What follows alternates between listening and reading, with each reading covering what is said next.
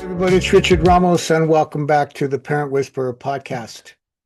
Today, I want to talk about a subject that you've heard me mention before on loyalty and how I believe it's a battle that is the number one battle that I think parents in America, maybe the world, are dealing with because of social media. I talked about the art of deception, the influence and persuasion of social media influencers. And that's really what it's about. And one of the things we got to think about, mom and dad, if we want the loyalty of our children, the question is, are we loyal parents? Are we loyal to them? And if you're taking the loyalty of your children for granted, I'm telling you, you're making a mistake. And so, what I want to share with you is something that I teach in Parents on a Mission about how to win the loyalty of your children. What do you do? And of course, there's a lot of things you could do, but these are just four basic methods that I teach, simple things, doable things that I want to go through with you. And the first one is building a legacy statement. Now, legacy is talking about the future, talking about when you're gone. What is the legacy that you're living for? Who are you living your legacy for? Well, obviously, it's going to be our family. We could be living a legacy in the community and in other things if you have that kind of reach and that kind of influence. But right now, we're talking about the parent-child relationship. That's what this podcast is all about. And so, legacy is an important futuristic thought that you give to your life because you want to leave a legacy for your children to follow, maybe generation after generation. It's something that requires you to really think about your priorities, what you're living for, what your gifts and talents are, what you're accomplishing, what your priorities are. And it requires some thought to think about the legacy that you want to leave your family. And one of the reasons this is important is because it meets the need of your children to belong. I mean, that's just innate human need to belong. But the battle that I'm talking about that's happening on social media is they're influencing, as I've said many times already, influencing your kids away from you. Because if your kids do not feel that they belong in your family, in your blended family, they don't have that sense, that anchor of their soul that they are part already of a something bigger than themselves, then they're susceptible. They're open to other suggestions and other enticing temptation things that somebody else might be inviting them to join, to become a part of, to pledge their allegiance to. But what we want is we want our kids to pledge their allegiance to us and to be loyal to us as parents and to our family values. And so when you build or develop a legacy statement, that gives your sons and daughters something to anchor their soul to. And if they're old enough, you might even discuss it with them and ask them those kinds of questions. You know, what are we about? What is the Ramos family legacy? What are we trying to achieve? Some people call it a mission statement.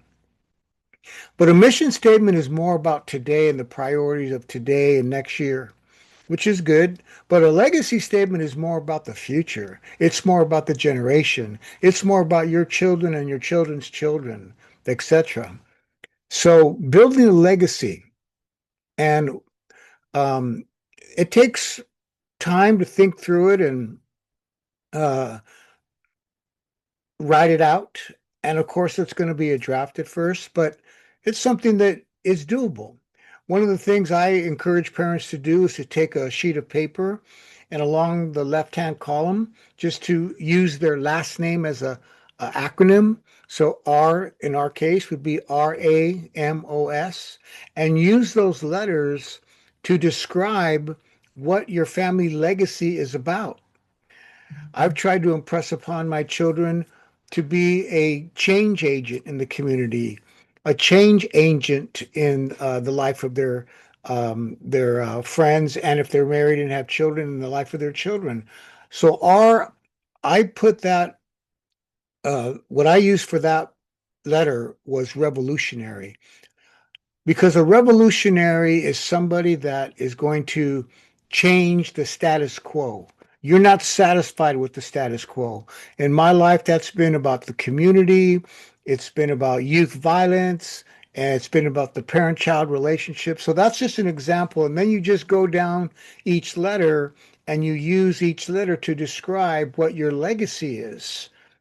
So that's an idea, one thing you can do to create that legacy statement and anchor your children's soul and win their influence to the legacy of your family. The second thing you can do is create a mission statement, as I mentioned. Now, a mission statement is more, like I said, focused on today's goals and tomorrow's goals and next week and next month and next year, looking ahead. And it's kind of the same process, except like I said, it's more about your current roles and goals in your life. And what it does for your kids, it gives them a creed to live by, and it gives them a a rudder, a moral compass, so to speak. So they're not just kind of like a piece of wood tossed into the ocean, just being tossed here and there, like as the waves and go, and storms and waves of life. No, but with a mission statement in that storm and waves of life, they have a rudder, they have a direction, they have a sail, they have control of where they are going. And that's another way of winning their loyalty, another way of influencing their heart and their choice. And as I've said before, their gift of who they will pledge their allegiance to. A third way that you can win the loyalty of your children is what I call high touch versus high tech. Now, today we live in the digital age, and it's normal for us to communicate with our children through text and email. Nothing wrong with that. That's how we stay in touch with our kids. We just send off an email, maybe if they're at work or we know they're in front of their computer, or when we're out and about in the car or anywhere else at a restaurant, or we just want to touch base, we give them a text. And that's a great way to communicate. But I want to tell you this, those texts and emails, that high tech doesn't compare to high touch. And what I mean by high touch is when you sit down and thoughtfully handwrite a note or a letter to your children. It could be on Christmas, it could be on their birthday, but you know what? The best ones, it doesn't have to be on any kind of special event. It's just a Monday morning, a Tuesday afternoon, a Friday night, and you're sitting down and you want to communicate to your child how much you love them, how much you appreciate them, what they contribute to your family, whatever it might be. What I used to do with my kids, I would leave them a note when they were going to be in cheerleading or in their football, baseball, or basketball or ballet, whatever they were doing, and I would leave it where I know they could find it in their shoe, in their helmet, in their bag. And I'm telling you that those notes, those handwritten notes, and it doesn't have to be long. It could be a long letter, depending on what's happening, but it doesn't have to be. It could be on a 3x5 card. You could put it in their lunch. You could put it anywhere under their pillow, anywhere where they're going to find it. And I'm telling you, those handwritten notes, those handwritten letters go a long way. They pay big dividends. Nothing wrong with text, nothing wrong with email, high tech, but high tech does not come close to high touch. And the last thing I'll share with you as far as winning the loyalty of your children is to be a hero, to be their hero. Now, you might say, well, Richard, to be a hero, I mean, my God, what do I have to do to be the hero of my children? I just share three very simple things that are very doable. Now, we know as children, we all had our heroes, and our children have their heroes, the rock star, the athletic star, the movie star, that's just normal. And that's, fine. But I want to be the hero too. I always wanted to be the hero of my children. And I can say that, thankfully, each one of them at one time or another either wrote about it or told me that I am their hero. So what do you have to do? Number one is priorities. See, the choices that we make of how we spend our time, how we invest our time, says a lot about our priorities. And so when we make a commitment to the activities or the important events in the lives of our children, whether it be a graduation, something that big, or a ball game, or a rehearsal, or a recital, and you choose to be there, you're telling your kids, you are my priority. I'm going to be there. Now, our children understand that we can't be at everything. They know that. We work, we travel. We can't always make, the 3 o'clock game or some other thing, or we had another commitment. They get that. But here's what hurts is when they know mom or dad or mom and dad could have been there, but they chose not to be there. That's what hurts. In other words, something else took priority over your son or your daughter. But when we make them our priority, that's hero status. Number two is integrity. See, being a hero doesn't mean you have to be perfect, but it does mean you need to be honest. See, my kids, as I said, they've told me I'm their hero, and that's very rewarding. But I'm going to tell you this. I know me, and my kids know me, and I am far from perfect. I've made a lot of mistakes. I've made some bad decisions. I've hurt them in ways in some of the decisions I've made in my life. And they know that, and I know that.